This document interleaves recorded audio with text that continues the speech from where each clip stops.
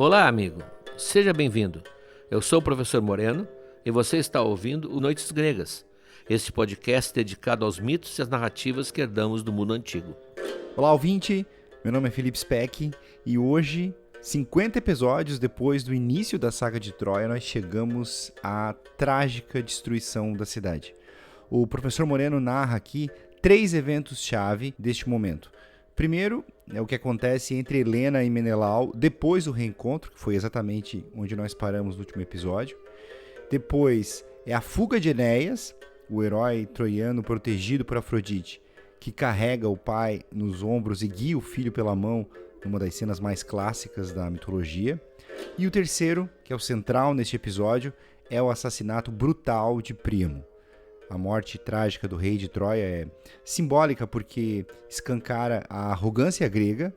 Quem o mata brutalmente é Neoptólemo, filho de Aquiles, de quem já falamos aqui. E ela é simbólica também porque, com a morte do rei, Troia cai por completo. Os gregos venceram a guerra. E você vai ouvir agora como tudo isso aconteceu. Eu volto lá no final para falar do material exclusivo e o professor Moreno começa logo depois da publicidade do Spotify. Um bom episódio, pessoal.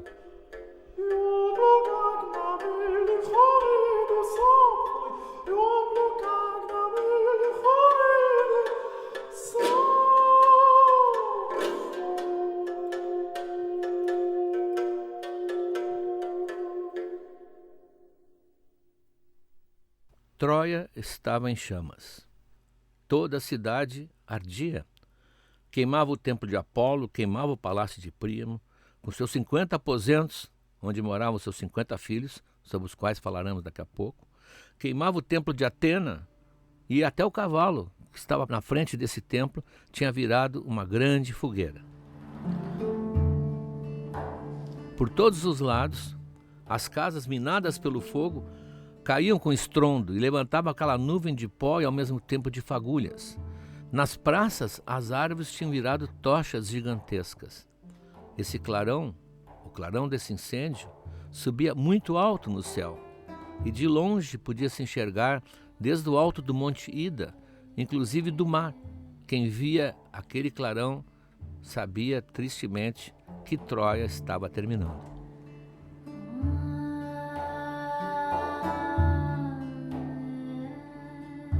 Nas ruas, abrasadas pelo fogo, todos procuravam sair dali e se refugiar na planície.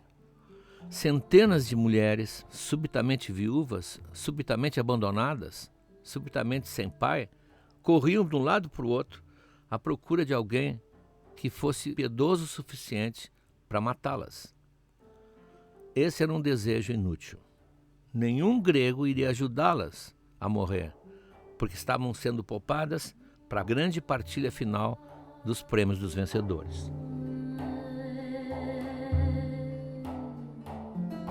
Aos bandos, as mulheres troianas eram impiedosamente arrastadas para a praia. Ali, o Agamemnon tinha mandado construir 2 grandes cercados, 2 cercados muito altos, feitos de troncos. Num deles, eles estavam reunindo todas as reses que tinham tomado dos troianos. Ovelhas, cavalos, bois, era um verdadeiro curral. No outro, amontoavam-se as mulheres de todas as idades, virgens, jovens, solteiras, noivas, recém-casadas, matrona de cabelos prateados e até mães com um bebê no colo. A imagem não podia ser mais clara. Elas agora passavam a ser também animais, cuja vida estava totalmente entregue nas mãos dos seus futuros proprietários.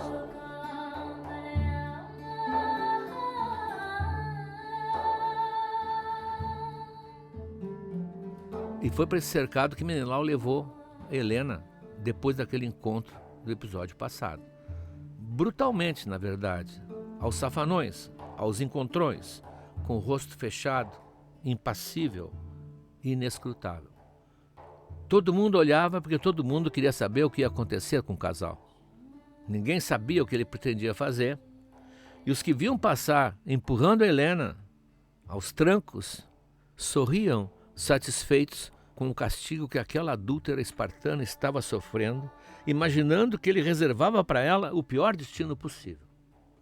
No íntimo, porém, Como vocês devem ter percebido, Menelau já havia perdoado Helena há muito tempo.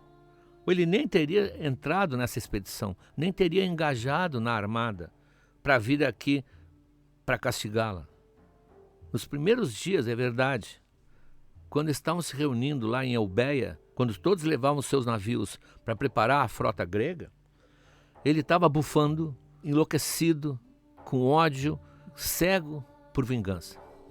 Sofria o tempo todo com pensamentos homicidas em relação a Paris, em relação a Helena, em relação a matar os dois juntos, se possível. Mas Ulisses percebeu o quanto ele estava perturbado e abriu seus olhos para o erro que ele estava cometendo. Para, Menelau. Para com essa raiva toda.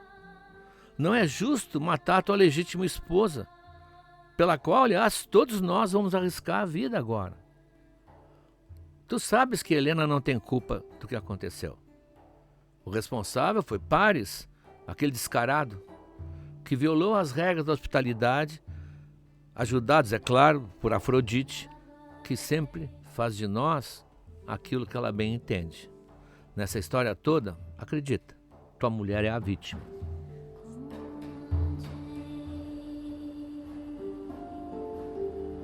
A fala de Ulisses tinha sido decisiva para Menelau. Aquelas eram as palavras, no fundo, que ele precisava ouvir. Elas invertiam o ponto de vista. Davam agora um propósito nobre para todos aqueles anos de luta que iriam se seguir. Porque agora ele não estava indo para castigar, ele estava indo para Troia para resgatar sua rainha, para salvá-la dos que a tinham sequestrado. Isso era muito diferente. Foi exatamente por isso que em todos esses anos de luta, acampados diante de Troia, ele tinha se conservado fiel a ela. Ele não manteve, como os outros, jovens cativas em sua cama. Ele sonhava com o momento em que Helena voltaria a seus braços. Finalmente, como vimos no episódio passado, ele se encontrou frente a frente com ela. E embora muito perturbado com a emoção de revê-la, ele pôde ouvir da boca dela um detalhe que ainda mais reforçava a sua inocência. Ô, Menelau querido, não te irrites comigo. Não foi por minha vontade que eu deixei a nossa casa, a nossa cama. Mas Paris e seus amigos vieram me levar à força quando tu estavas longe. Eu só não pude gritar por socorro para os guardas do palácio, porque eles me ameaçaram de matar a nossa filhinha, se eu fizesse isso. Quando cheguei aqui, nunca fui feliz. Tu nem sabe quantas vezes eu tentei pôr um fim à vida. Uma corda, uma adaga, várias vezes eu pensei, mas sempre eles estavam me vigiando. Parece que é muito importante para eles ter dentro de Troia uma filha de Zeus. E sempre me impediam de terminar o que eu estava começando. Não sei quem foi que me protegeu, que não deixou eu fazer isso, porque no fundo eu não estaria hoje aqui, finalmente, me explicando para ti.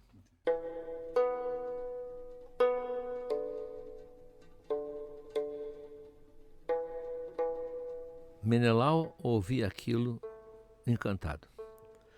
Embora ele tivesse já quase convencido que ela não era culpada, isso ainda não bastava. Ele tinha um outro problema. Ele precisava encontrar um jeito de limpar a reputação dela, de limpar a reputação de sua rainha, ou ele não poderia viver com dignidade com ela no trono. Por isso que agora, sabendo que todos os olhos estavam postos nele, ele tinha resolvido prender Helena no curral das cativas.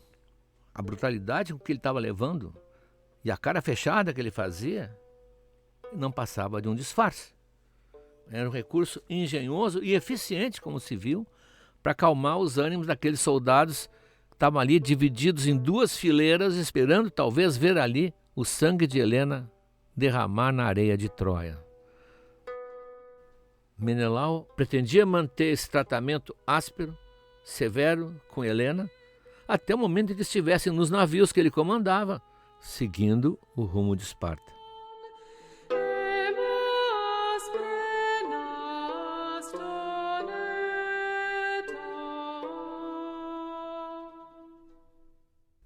A ideia dos chefes gregos era não deixar vivo nenhum membro da família real de Troia. Eles tinham receio que um dia algum descendente dessa linhagem pudesse voltar vitorioso e restabelecer o poderio e o brilho dessa grande cidade. É por isso que todos, quando eu digo todos, é todos, até o filhinho de Heitor, o nenezinho, o Astyanax, é por isso que todos foram executados impiedosamente. No entanto, um guerreiro importante escapou, Enéas, que conseguiu fugir, levando o velho pai dele, o Anquises, e o filho dele, o Ascânio. Como nós tínhamos visto já num daqueles episódios que tratava de Afrodite, o Enéas nasceu de um relacionamento dela que seduziu um pastor troiano, da casa real, aliás, o Anquises. Vocês devem recordar, ela vai lá disfarçada de uma pessoa mortal e ele, embora desconfiado, não resiste, evidentemente, à sedução de Afrodite e dali vai nascer um filho que ela vai proteger, como todos os deuses, aliás, protegiam seus filhos, Enéas. Ele é, portanto, especial em toda a guerra de Troia, ele tem a proteção da mãe. Em vários momentos importantes, ela interveio na hora H. Você deve lembrar naquela cena em que Diomedes vai matar o Enéas e ela se intromete, ela intervém e é ferida no braço. Ela chegou a ser ferida por causa do filho. Então, ela está sempre como uma espécie de entidade protetora e por isso ele vai escapar. Ele vai ser o único troiano, embora seja da casa real, porque Anquises era primo de Príamo, aliás, um belo título, primo de Príamo, soa bem, ele era da casa real também, mas ele escapa. Segundo até alguns mitos antigos, seria uma possibilidade dele voltar um dia e recuperar a cidade de Troia. Mas Virgílio, como nós vamos ver, tinha outros planos para ele.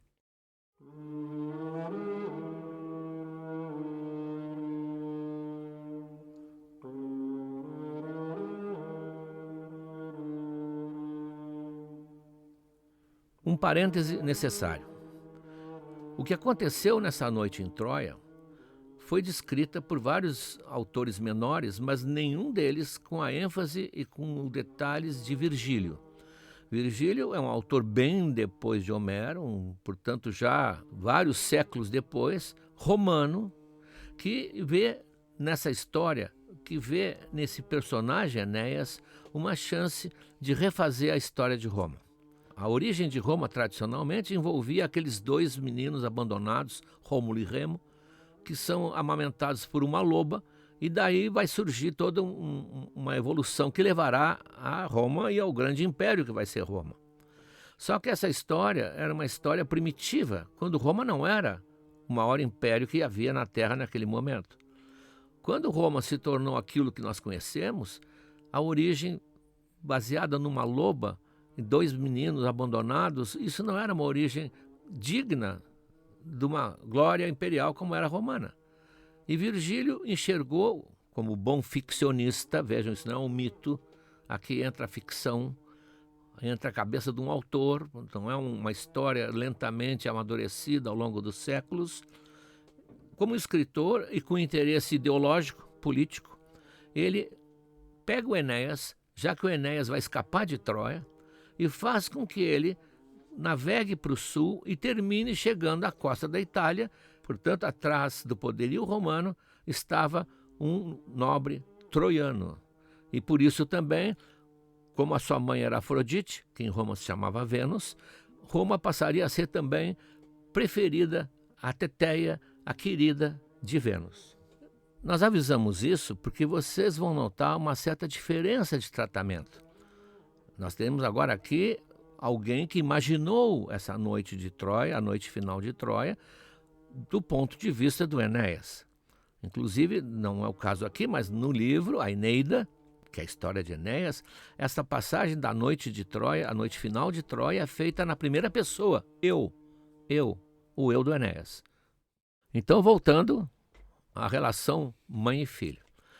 Se ela protegeu Enéas durante toda a guerra de Troia, não vai ser nessa noite crucial que ela vai abandoná-lo.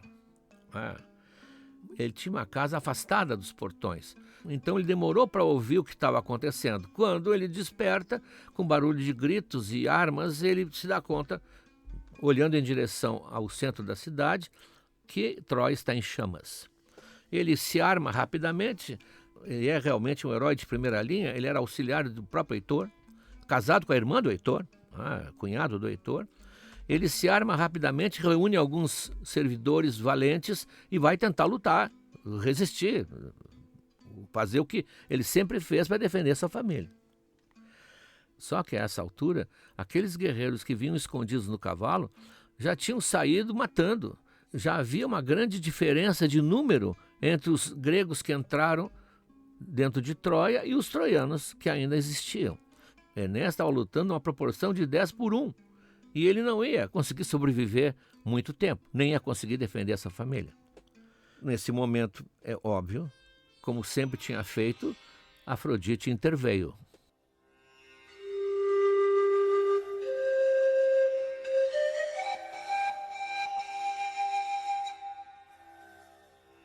Ela desce do Olimpo, o Olimpo observava o que estava acontecendo. Nós vimos em todos os episódios que o Olimpo jamais se descuidou de Troia. Havia os que torciam contra, havia os que torciam a favor, portanto, a audiência era completa. Afrodite desce e vai falar com Enéas. Filho, não te esforça tanto. O destino de Troia já foi traçado pelas moiras. Foge, salva a tua vida, e a saída é pelo mar. Sai que o futuro te reserva feitos brilhantes. Não morras aqui por nada. Volta para tua casa, reúne os teus sem medo algum. Eu não vou deixar tu seres ferido. E assim Enéas correu sem perigo algum, porque as chamas recuavam na frente dele e as flechas se desviavam dele. Afrodite estava lhe dando um verdadeiro salvo-conduto. Chegando em casa, ele avisou Creusa, que é a mulher dele, que é a irmã de Heitor, como eu disse, e o filho Ascânio, que eles iam partir imediatamente. O problema foi com o pai. Anquises, velho, entrevado, vocês devem lembrar que ele, depois que dormiu com Afrodite, um dia teve a fraqueza de contar para todo mundo. E Zeus, que tinha tolerado aquele romance de Afrodite, eventual, estava acostumado, Zeus achou melhor castigá-lo, mandou um raio e ele ficou entrevado desde então. Então Anquises diz que não quer sair dali. Troia está destruída, sua vida está destruída e ele não vai sair de lá. O que na verdade era uma desculpa, porque ele não queria retardar a fuga de Enéas, sendo um peso morto, como ele achava.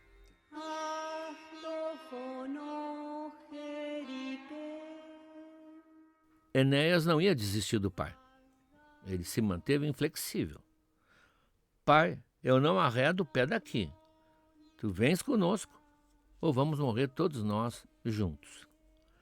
O ancião, embora teimoso, se deu conta, evidentemente, que a sua teimosia ia custar a vida de todos. Mas ainda meio hesitante, ele levantou as mãos para o céu e pediu a Zeus que desse um sinal de que é isso que ele devia fazer, de que essa saída que levaria à salvação de todos.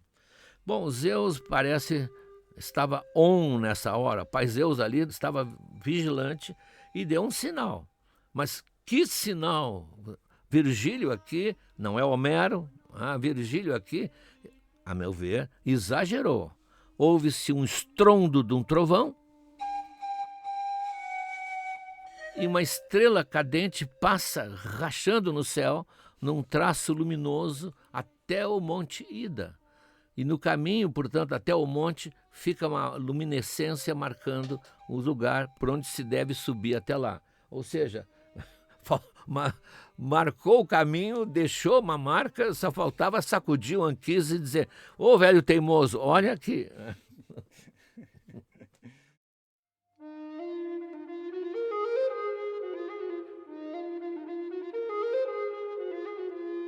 Sem perda de tempo, então, porque o inimigo estava se aproximando já dos muros da propriedade dele.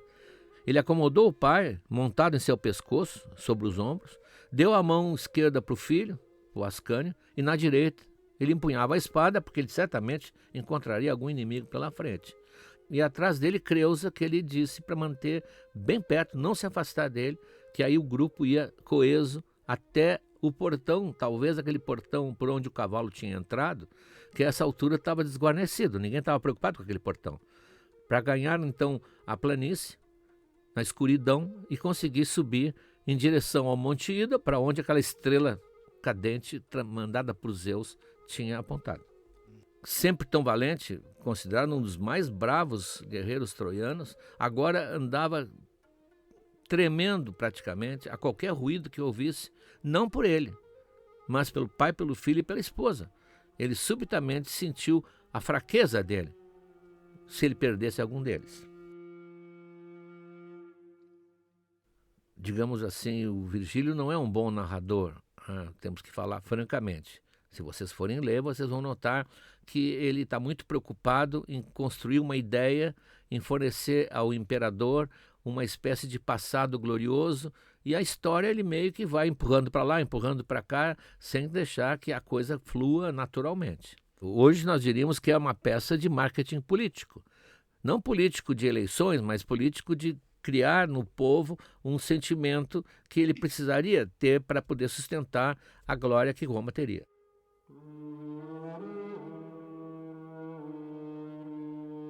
Caminhando então por ruelas escuras, procurando sempre as mais escuras, onde o fogo não tinha chegado, com o filho do lado, a esposa atrás e o pai, como diria a minha avózinha, na cacunda, eles chegam praticamente junto ao portão que daria a saída para a planície. Só que nesse momento, diz Virgílio, nesse momento se ouvem passos, muitos passos que vêm cadenciados, se aproximando, ninguém viu nada, mas ouviram isso, e há um pânico geral, cada um é um salve-se quem puder, no escuro, e o Enéas também se sente subitamente assustado, talvez por ele, talvez por toda a circunstância, ele também sai meio que tateando as cegas e eles se separam. Eles se separam, mas há um ponto de encontro combinado, que seria o templo de Deméter, que ficava ali perto. E ele, quando chega lá, encontra todos, mas a mulher dele não está mais junto dele.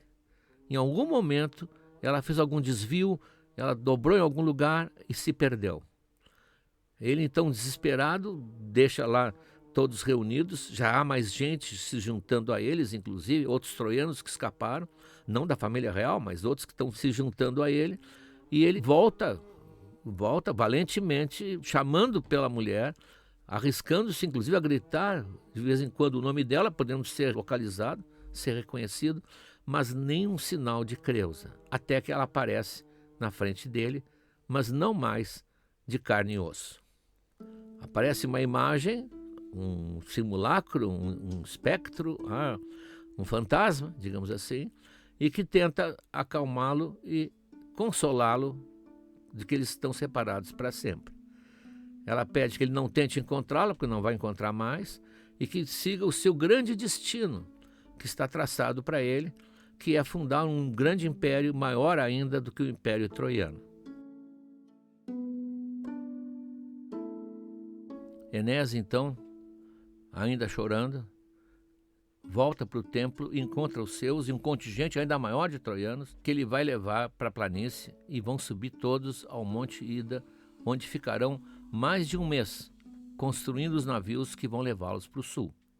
Aliás, ele vai passar pela Sicília, quando for para a Itália, 1 ou 2 meses depois que Ulisses passou por ali. Porque Ulisses, na história do seu retorno, na Odisseia, passa exatamente por esse lugar por onde Virgílio vai fazer o Enéas passar.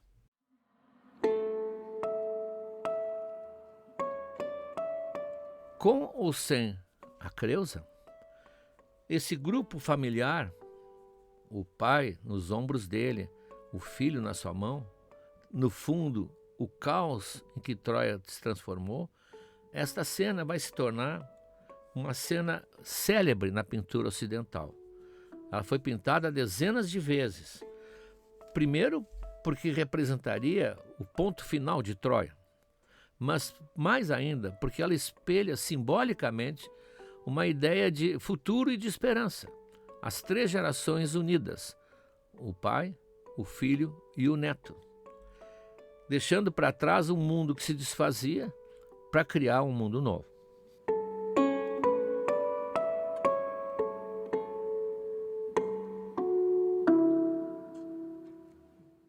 Nesta guerra de Troia, tão romântica às vezes, mas muito crua como toda a guerra é, ninguém vai ser poupado, nem mesmo o velho rei Príamo.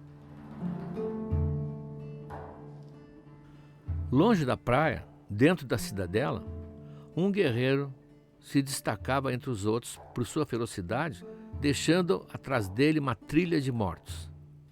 Era, claro, Neoptólemo, que queria vingar-se da morte do seu pai.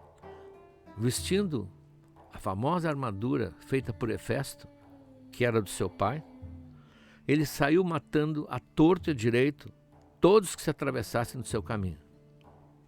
Aos poucos, ele ia se aproximando, com esse massacre, da acrópole da cidade, a parte mais alta, onde ficava o palácio de Príamo, com todos aqueles aposentos que nós vimos.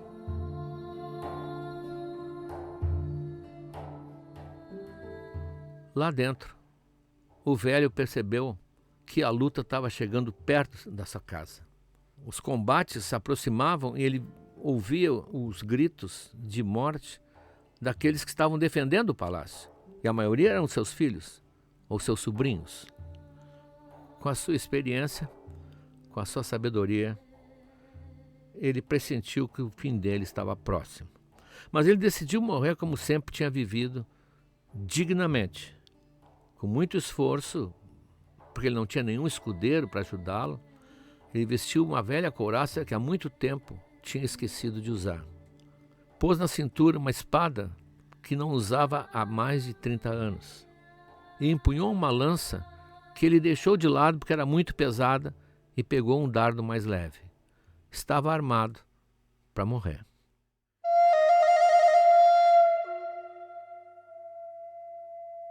O palácio tinha um pátio interno e nesse pátio interno ficava um grande altar a céu aberto, como sempre os altares lá eram, onde se faziam sacrifícios a Zeus.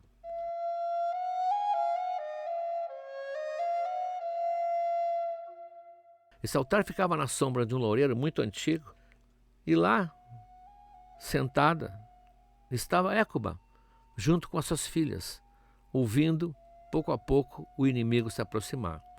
Elas pareciam pombas reunidas, amedrontadas com a aproximação de uma tempestade. Quando Hécuba viu o primo trajado de guerra, ela não se conteve. Mas que ideia foi essa, marido? De te armares todo? Onde é que tu pensa que vai? Isso não é tarefa para ti, meu velho. Nem mesmo se o próprio Heitor estivesse aqui conosco. Vem para cá, fica com a gente, porque esse altar vai proteger a nós todos. Quer dizer, eu acho. Senão, ao menos morreremos todos juntos aqui. E assim falando, ela puxou suavemente Príamo para junto do espaço sagrado.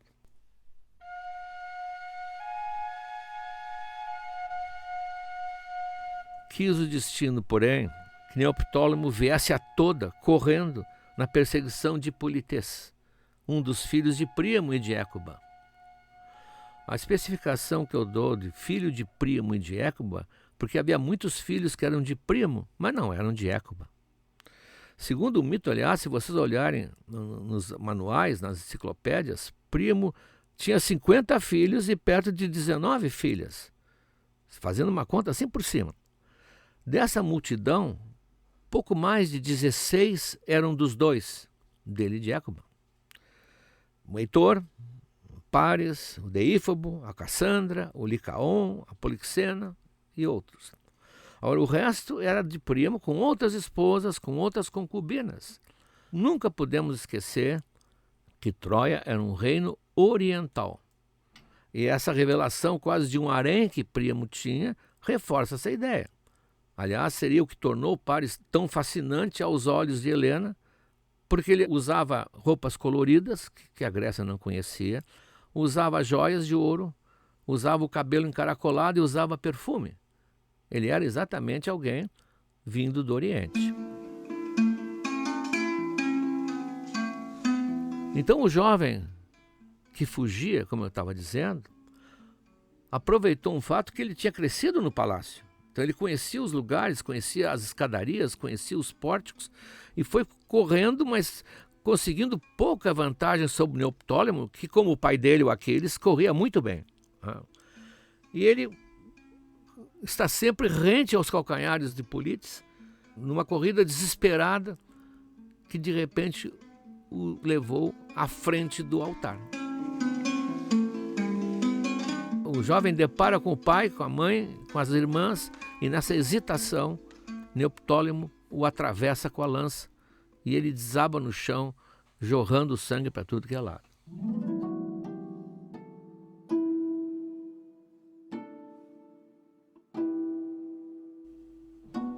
Príamo não se conteve. Mesmo diante do perigo, porque ele viu o olhar assassino de Neoptólemo, ele despejou toda a sua ira contra ele. Aliás, que ele reconheceu, ele sabia quem era ele. Que os deuses te recompensem por este crime, por este ultraje, por violar o espaço sagrado e profanar o olhar de um pai com a morte do filho. Tu mentes quando dizes que Aquiles é o teu pai. Ele não agiu da mesma forma comigo. Quando fui à sua tenda, ele me respeitou, ele devolveu o corpo do meu filho, me mandou de volta ao meu reino. Ele teria vergonha de negar, como tu estás fazendo, os direitos e a confiança a uma pessoa suplicante.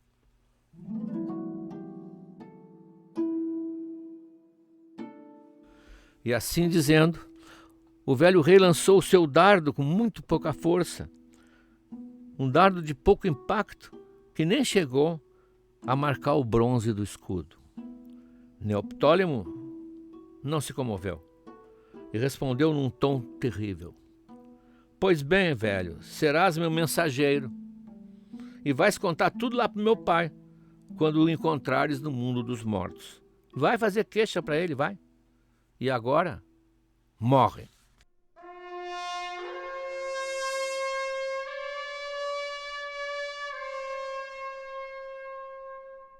Dizendo isso, diante dos olhos aterrorizados de Écuba e de suas filhas, ele arrastou o velho rei cambaleante que escorregava na todo aquele sangue que o filho tinha derramado no chão e levou-o até o altar. Enrolou seus longos cabelos brancos em volta da mão esquerda e com a direita desembainhou a espada e cravou em seu corpo até o cabo. E assim terminou o destino de Príamo, ele que outrora fora o senhor da Ásia, orgulhoso de tantas terras e povos, e que agora seria atirado à vala comum, um simples cadáver anônimo.